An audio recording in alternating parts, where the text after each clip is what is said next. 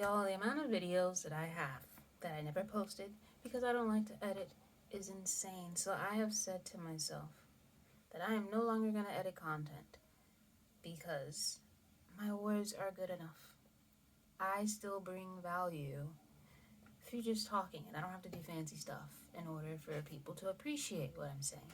So I had someone ask me about my time. I don't know if y'all remember, but there was a time where I was almost homeless and I manifested a Craigslist person to take care of me hours within I had to leave my apartment. And I lived there for a total of 2 years, maybe like 2.5 years. And so I want to talk about what I have learned since I've been there. I don't talk to this person anymore simply because when I came over to London the first week, I lost my phone and I didn't have his number memorized. But Kurt, if you ever see this, shout out to you. If you have ever messaged me, I promise you I wasn't ignoring you. It's just I literally don't have that phone number anymore, okay? But bless you. Thank you so much for your help in everything that I was able to learn and do because you were a kind-hearted person. Okay, so let's get into it. How did it go, boy? I took a crash course on manifestation. I said to myself that I was not going to get a job until, well, actually, let me rephrase that. I said to myself I was not going to get a job and that I was going to learn how to manifest money without having to do so. Now, I didn't accomplish that because I just wasn't in a space to do it. You know, if you have beliefs that literally block money, I don't care how hard you try to manifest it, it's not going to come. And that's exactly what happened to me. I made a nice, handy little list here about the things that I've learned. I'll try to keep them short and concise for you. But the first one is that co-creation instead of complete control over your reality. I'm going to be real. You can feel free to disagree. Some people might perceive this as like putting a limitation on yourself, but this is where I'm at because as someone who knows both sides, this is the truth. Yes, you are here in this reality and you are a complete master over what you experience and the story that you assign what happens in your life. But the truth is before we incarnate onto this planet, there are certain things that we sign a contract, if you will. We get into agreement of certain things that we want to experience. We don't consciously remember this most of the time, but our higher self does. And so with that being said, one of the things that I was deeply trying to do was win the lottery, just like everyone else, right? But I was determined. I was like, nah, I'm gonna figure this out. Practical experience. Didn't happen for me. But something that I learned later on down the line is that if I had won the lottery, I would not fulfill a lot of the duties that I'm supposed to come down here and experience. You know why? Because I'm an introvert.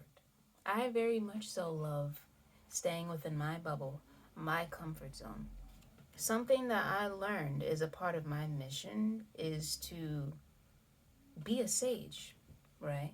Not only through the wisdom of that meaning, but also herbalism. And I just discovered that recently. Now, if I had won the lottery, I wouldn't really be learning herbalism. I mean, maybe I would for fun, but the point is that winning the lottery would have took me on a dramatically different path than what my soul desires to experience. I didn't come down here just to be wealthy for the sake of being wealthy, or even just to learn how to manifest. I came here to teach and to be a medicine woman. I wouldn't have maybe I would have discovered it later on in my life, but I think you get the point of what I'm saying, in that it's co-creation and not complete control. There are certain things that your spirit team and your higher self, which is you just don't have the full picture like your higher mind does, will block you from. Okay? Think of that what you will. If it resonates, then we're on the same page. Okay? Number two, learning how to regulate my feelings.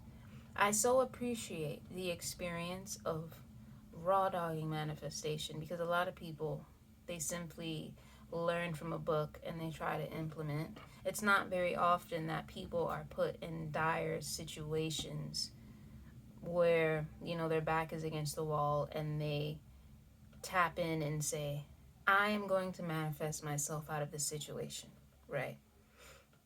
When you're in that process, best believe you're going to be triggered. Best believe negative emotions are going to come up. And so in doing this, I had to learn how to sit with a lot of uncomfortable feelings because there's this notion that you can't react in order to get what you want, which I'll touch on that later. But because I was so concerned about not reacting, I was basically abandoning my feelings and making the situation worse.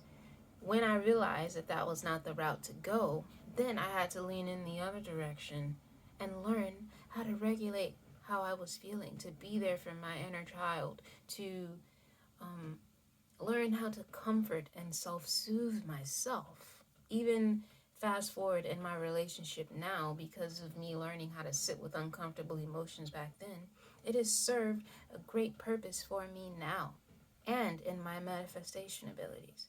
So, learning to regulate my feelings. The third one would be self-concept is king. Oh my God. Is it possible to manifest without working on your self-concept? Absolutely. But does working on your self-concept make your life all around easier? Yes. Because if you're wanting to manifest more money, but a part of your self-concept, whether you're aware of it or not, is that maybe you have to work hard for money, that money doesn't come easily, it'll really just make the manifestation process either unenjoyable or a lot longer than what you would like it to be. If there was one thing I had to tell people who were working on manifesting and shifting their reality, it is 100% hands down self-concept. I specifically spent the past 6 months working on self-concept because as I was working on it, and not just some trivial, I don't want to say trivial, I don't want to belittle what other people are doing. It wasn't light work stuff. It wasn't me just revising what happened to me in my childhood or listening to sleep audios. Nah, that was me doing breath work and somatic movement and EFT tapping and really thugging it out with stories that have been running in the background of my mind for a very long time. Self-concept is king. Fourth one, let your spirit team help. I don't know a lot of coaches or people who speak on manifestation who really embrace the concept of a spirit team. And I think it's because it goes against their principle of you have complete control over your reality. When I realized that I wasn't a solo dolo manifestation person, meaning when I realized that there were beings that want to see me enjoy life because I came here to enjoy life. I didn't come here to suffer. And that they're just waiting for me to ask the right questions, to ask for their help in every step of the way. And then me knowing that doesn't mean I still have my hands on the situation, but I can sit back and let them do their thing because I gave them the task of fulfilling what I want. The amount of ease and flow I was able to have is unmatched. When you combine that with the previous tip that I gave about self-concept and allowing your spirit team and seeing them as kind of like your assistants, I can't express how much of a game changer that was for me, because it also solidified the concept that I don't have to work super hard to do things because I have cool ass beings on the other side that will help me with whatever I say I want. And that extends to the universe as well. The fifth thing that I learned over the past 2.5 years is that there is no outside force that will intervene and save you. I think I speak to the people who come from a place of religion with this tip. It's a hard one to shake, of conceptualizing the universe as you. I had a tendency of like, consciously I know that I am the universe and that I am spirit, but I was still seeing it as something outside of myself. Even when it came to the things that I mentioned in the first tip of co-creation is not complete control. I was thinking to myself, okay, the reason I'm not winning the lottery is because the universe wants to send me elsewhere. Which the concept is true, but it's not some sort of force that is blocking me. It's literally me steering me. It's like having a twin. Even that's not good enough example because it's still you. But when you look at this whole reality as like a simulation, and what's been popping up in my head a lot lately is the game of life, right? If you create a sim character that is you in the game, it's still you, but it's not the totality of you. I hope I'm properly conveying what it is I'm trying to express, of when you can bridge that gap of separation between you and God, and that you are a direct expression of the infinite, you will realize that there's nothing outside of you that is helping you with the manifestation process. Even your spirit team is you.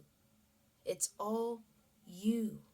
And I want you to let that sink in a little bit, because it took me a while to really digest that on a deeper level. I knew it superficially, but to just really let that sink in. That was something I learned. Lastly, you can react and still get what you want. I'm going to relay a story recently. There was something that I really, really wanted to manifest. Its presence was causing me distress.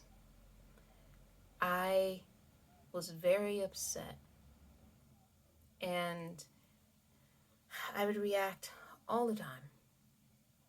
And then I gave up on it because I was like, it's just not gonna work. I'm terrible at manifesting. Like, I threw a whole tantrum, right? Maybe about 3 months later, that manifestation happened. Shocked the hell out of me. Made me question like the whole concept of like what you assume manifests, because I assumed that that person, that thing, was always going to be around. But it happened. And I share that story to say that it's not the reaction that influences your manifestation, it's the story behind it. Because the story that I did adopt after I supposedly gave up was, even though I wasn't focusing on that specific manifestation anymore, I started adopting a story of like, how do I put this? I started adopting a story basically that my desires matter, that I matter.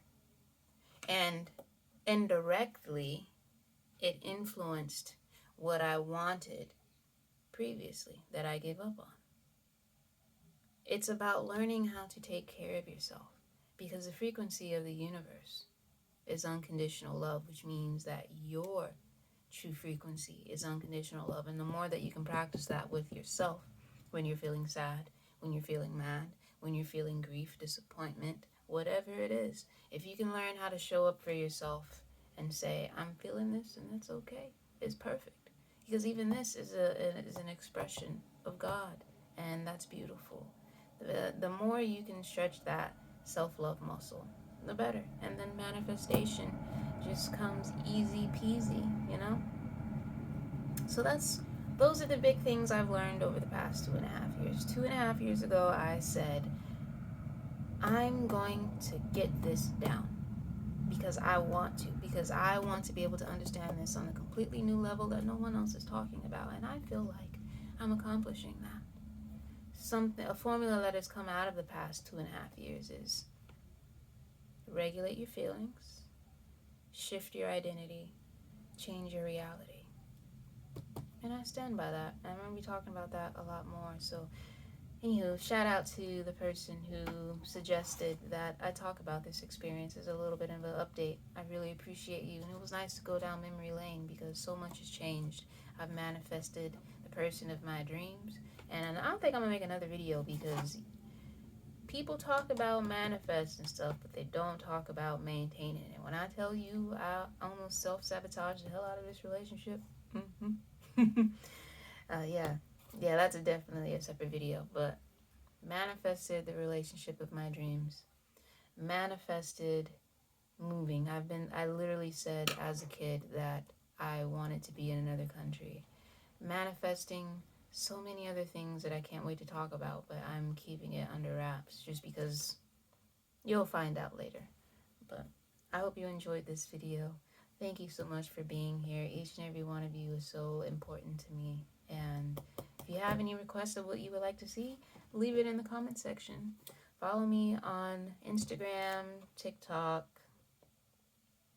and I will see you in the next video.